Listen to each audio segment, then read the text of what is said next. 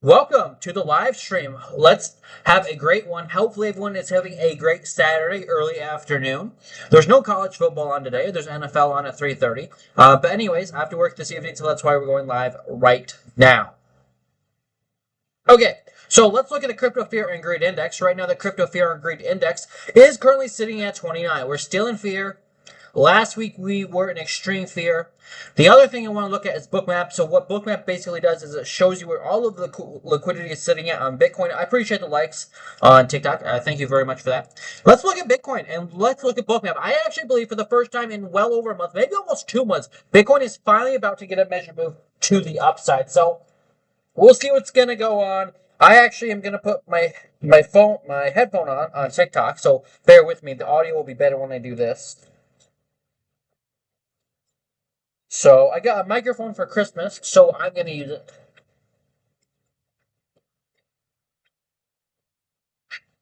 Okay.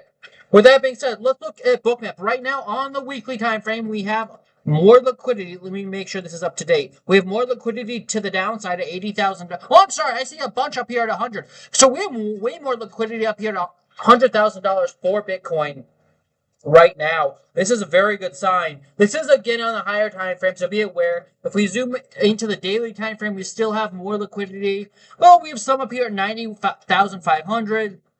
We have some down here around 90K. I don't know. I do see a little bit more up here at $90,500. So, I mean, we were there. We were almost there yesterday. So I wouldn't be surprised if we go and see a retest of that level. That's only $500 higher. But I will also say that I don't expect any major moves until this week is over. I think next week is when we can really see that pump. I've been in this BitGet trade on BitGet for a long time. I'm still have a sell order at $95,000. So I still would like to see that level hit. But yeah, as far as I'm concerned, let's kind of do a top-down analysis on what Bitcoin is doing right now. You can see that the bear flag, I think, is invalidated because you broke back above this downsloping trend line. So I think we can kind of say the downtrend is very likely to be over. What you could do though is put this in up. You could still have some kind of trend. You could draw a trend line here for the bottom though, and just make sure as long as you don't break it that you're good. But at this point, I see this now as a very slow uptrend for Bitcoin on the daily time frame. You can see that the daily time frame is overbought. So, you could get some consolidation, but at what point do we just kind of get a relief rally? We haven't really seen that yet. So, I see the 12-hour time frame kind of in a bullish pennant, which wants to break up to about $94,000. That's a good sign. And so I will say right now, as long as you hold this trend line on the bottom here, and I would say as of right now, as long as the price does not lose, this will only go up. As long as we really hold 87,000, I'm really bullish on the daily time frame for Bitcoin. So if we hold $87,000 right now and don't lose it, I believe that we can see higher highs. The second you lose 87K, that's very bearish to me. 8-hour time frame, I think we're targeting the 200-day moving average on the 8-hour time frame for Bitcoin. That's sitting around 93.4. The 6 hours is already above the 200. I made a video about this earlier today. The 4 hours above the 200, and that's the time frame I drew the bull flag on. So I'm predicting in 7 days or less, probably more like 5 or 6 days or less. By Friday, I think we'll be at least touch 93 to 94K on Bitcoin. That's kind of what I'm expecting for Bitcoin right now. Is that move to about $93,000, $94,000. You can see that the 2-hour and 1-hour time frame are consolidating quite nicely. It just looks like we are gonna get that pump to the upside that we have been waiting for a while now. So again, that's probably not going to happen until Monday or Tuesday, maybe Sunday night, but probably not anytime soon. So really, for the next 24 to 36 hours, I don't expect anything crazy. But that's kind of my outlook for the next week or so. If you guys have requests for altcoins, let me know and I'll look at them for sure. That's kind of my top-down analysis on Bitcoin. I'm still looking for Shiba to get the bounce. I did take the bet on Kalshi. Let me go over to Kalshi and I'll show you what I'm talking about.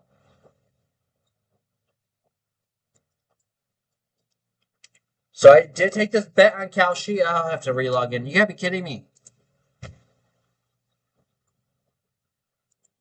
Well, let me see if I can do it without you seeing my password. Hopefully I can. Okay, so this is what I did. I mean, I did take this bet as well. But for Shiba Inu, this is the bet I took. That will be above 8-0 by 4 p.m. Central Time. So how much time is left on this bet? Let's look. You have just 3 hours left. We're currently down $4.82. There's not a lot of liquidity in here. We will definitely look at Pepe coin. Right now, it looks like 2 hours and 53 minutes until this is over. So that's kind of the bet I took. Now let's go look at Pepe coin.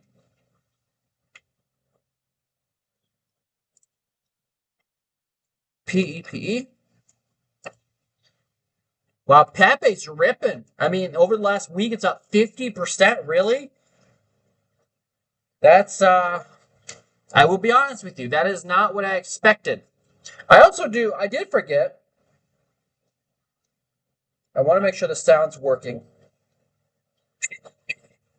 Okay, sound looks to be good. I just want to make sure. All right, so Pepe right now, what is going on with Pepe? So, I mean, at this point, you've had a massive pump. You're going sideways. That's a good sign. And what does that mean? That usually means you're going to continue up. But not always. This is on the 50-minute time frame.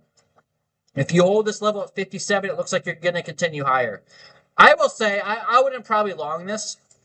I mean, I know you're above the 200 moving average, and you're going sideways, and the stock RSI is making higher highs and higher lows. But anytime you get this big of a pump, you usually get some relief to the downside. Like you usually have to go back down.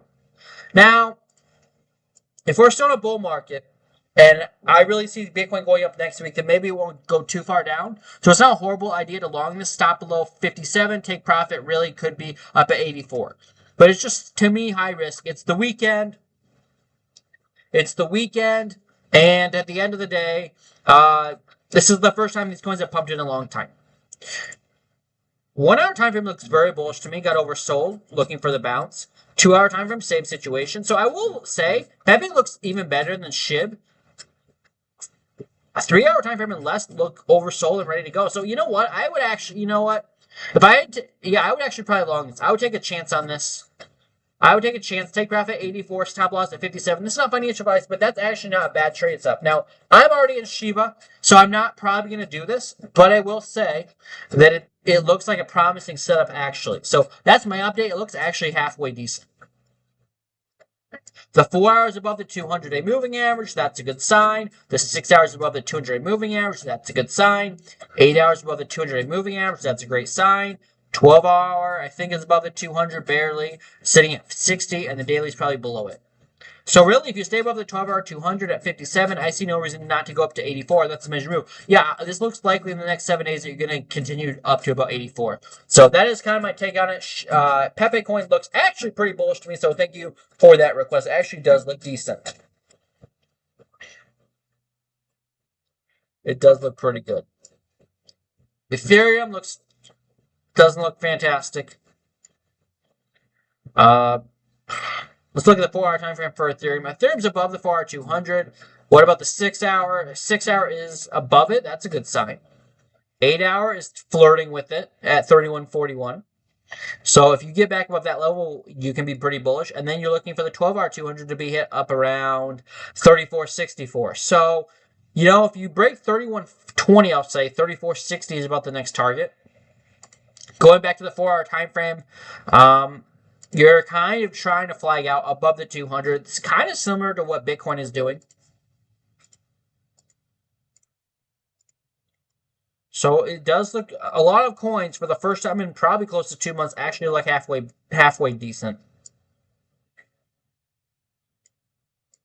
So Ethereum looks like you're going to at least get up to 32.85, but really if you get above the 12 hour 200, the next step is the daily. So I'd be surprised if we don't get a move in the next week or two to about $3,400 on Ethereum. That's kind of my update on Ethereum. It looks like you are going to get that next leg up on Ethereum to about $3,400 sometime in probably January, late January at the latest.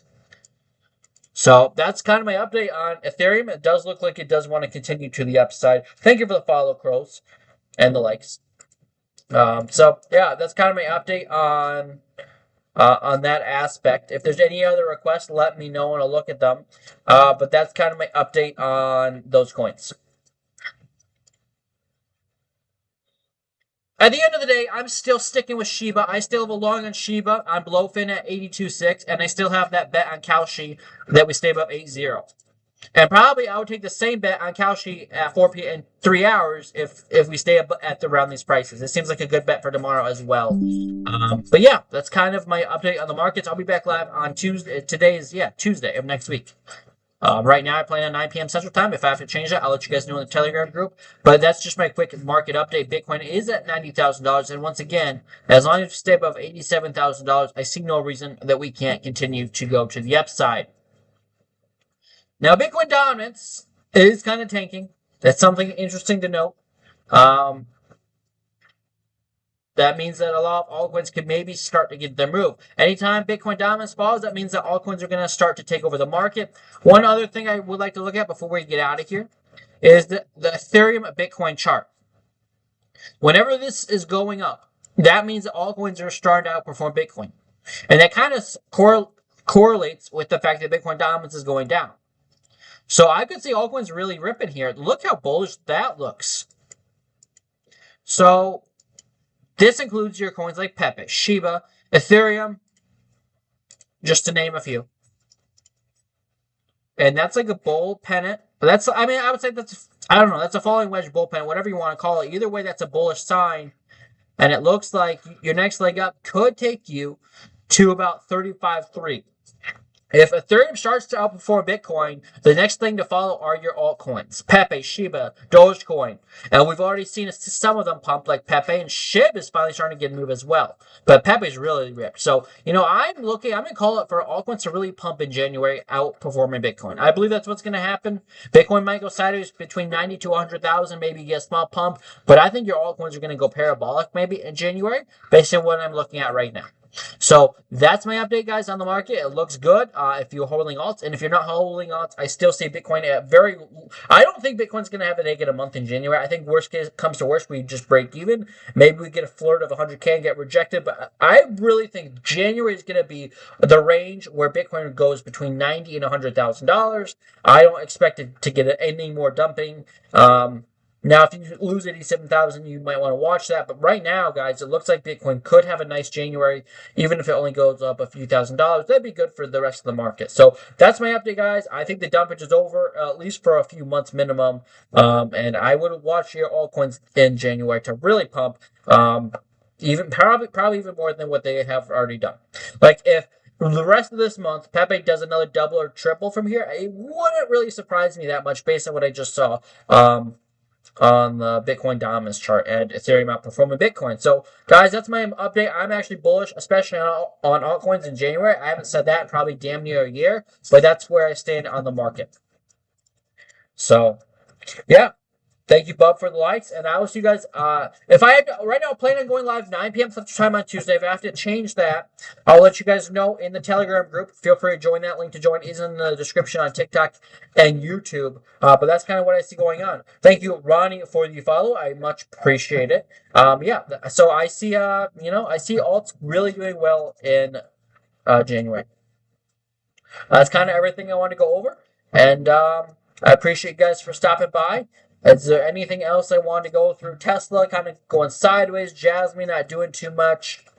There's not a lot of other shocking things to talk about.